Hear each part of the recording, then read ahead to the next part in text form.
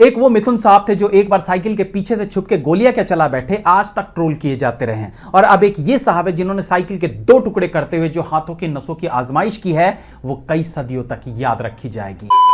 ये हीरो है या जोकर? कैसा कैसा हीरो सब आ गया है आजकल।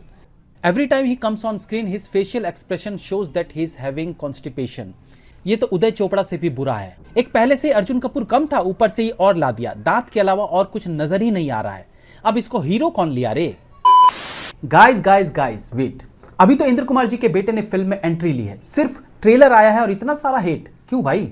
सिर्फ इसलिए कि वो इंद्र कुमार का बेटा है, सिर्फ इसलिए कि वो अरुणा ईरानी का भतीजा है, सिर्फ इसलिए कि उसे थाली में सजा के एक फिल्म दे दी गई है, या सिर्फ इसलिए कि वो बॉडी में दारा सिंह और एक्टिंग में मिक्का सिंह दिख रहा है?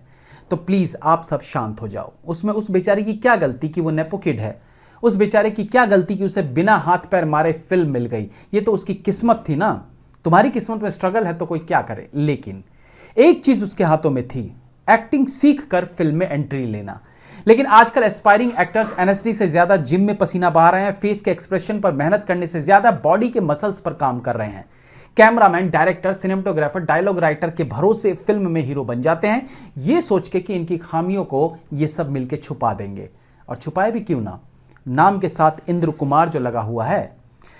मैं नॉर्मली किसी नए एक्टर डायरेक्टर को हतोत्साहित नहीं करना चाहता हूं, इसलिए अनेकों बार अपने सब्सक्राइबर्स द्वारा बोले जाने पर कि आप रोस्ट वीडियोस बनाया करो, मैं नहीं बनाता। क्योंकि मुझे लगता है कि यार एक्टिंग अच्छी हुई, बुरी हुई, फिल्म अच्छी थी, बुरी थी, लेकिन उसके पीछे एक्टर्स और टेक्नीशियंस की मेहनत होती है, तो बुराई को कमी की तरह ही बताया जाए। बट कभी कभी मन ऊब जाता है देखकर कि ये एक तरफ जहां धुरंधर जैसी फिल्में बन रही हैं जो 7 घंटे में एक बार भी पलक झपकाने का मौका नहीं दे रही हैं, और दूसरी तरफ तेरा यार हूं मैं जैसी फिल्में बन रही हैं जो 80s और 90s वाले समय की फिल्म मेकिंग से बाहर आने को तैयार ही नहीं है।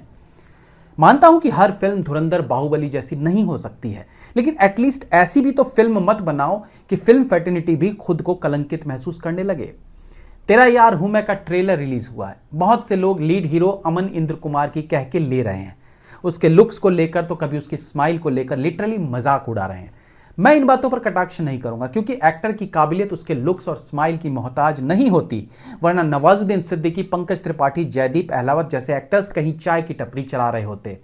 तो लुक्स पर मैं कुछ नहीं बोलूंगा, but cringe acting, dialogue delivery, zero expressions पर दुख नहीं हुआ तो फिर रिव्यू करने का क्या फायदा? एक एक्टर के लिए यही सब चीजें तो मायने रखती हैं, और अगर उसमें वो काबिलियत नहीं है और सिर्फ जिम में पसीना बहा के रैम्बो बनकर वो एक्टिंग करना शुरू कर दे तो फिर इन पर कटाक्ष करना लाजमी है, क्योंकि जावेद अख्तर की वाइफ शबाना आजमी है। लिटरली अमन इंद्र कुमार को देखकर उदय चोपड़ा और किशन कुमार साहब के लिए इज्जत बढ़ गई है, क्योंकि वो दोनों भी एक्टिंग और एक्सप्रेशंस से जीरो और साथ में नेपो किड का टैग भी लिए हुए थे। ट्रेलर देखा और बहुत बिलो एवरेज फील हुआ। दुख हुआ परेश रावल को देखकर। एक ऐसे एक्टर को इतनी खराब फिल्म के ट्रेलर में देखकर सोचने लगा कि इस बंदे ने हेरा फेरी 3 करने से मना कर दिया और इस फिल्म में एक्टिंग के लिए हां कर दिया। अभी भी मैं उम्मीद नहीं छोड़ रहा हूं कि फिल्म बुरी होगी या एक्टर ने एक्टिंग खराब की होगी। मैं अभी भी ये मान के चलता हूं कि क्या पता फिल्म में हीरो अपनी एक्टिंग का जलवा बिखेरे, लेकिन फिलहाल कुछ भी मन को संतुष्ट नहीं कर पा रहा है। यह फिल्म साउथ की एक मूवी हेलो गुरु प्रेमा कोसामे की ऑफिशियल रीमेक तो नहीं है, बट फिल्म की कहानी वही है, और ऑफिशियल रीमेक ना कह के एक चोरी का इल्जाम जो फिल्म मेकर्स ने अपने सर पे ले लिया है वो अलग है। दूसरी बात, ट्रेलर की एडिटिंग बहुत खराब है। मान लिया कि फिल्म शायद अच्छी ना बन पाई हो, लेकिन फिर एडिटर का फर्ज होता है कि वो सैंपल ऐसा दिखाए कि कुछ दर्शक तो एटलीस्ट थिएटर तक पहुंच जाएं। लेकिन एडिटर ने अपना काम ठीक से नहीं किया, जिसके लिए गरुड़ पुराण में कुंभी पाकम की सजा निर्धारित की गई है। खुद हीरो पूरे ट्रेलर में हंसता रहा और ट्रेलर देखने वालों को रुलाता रहा है। गरुड़ पुराण में ऐसे अपराध के लिए अंधकूपम सजा लिखी गई है। इतनी खराब स्टोरी और वो भी चोरी की हुई, ऐसे अपराध के लिए राइटर को गरुड़ पुराण के हिसाब से कृमि भोजनम सजा लिखी गई है। और परेश रावल सर ने फिल्म में काम करने का जो घनघोर अपराध किया है उसके लिए गरुड़ पुराण में असीता पत्रम सजा निर्धारित की गई है।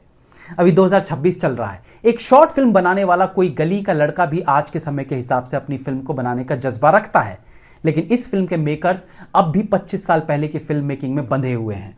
मिलाप जवेरी इस फिल्म के डायरेक्टर हैं, जो वैसे भी समय से 20 साल पुरानी फिल्म मेकिंग करते आए हैं, वो चाहे सत्यमेव जयते हो, मरजावा या फिर मस्ती 4 हो। बाकी मैं तो फिल्म से जुड़े लोगों को ऑल द बेस्ट ही कह सकता हूं। Have a nice day.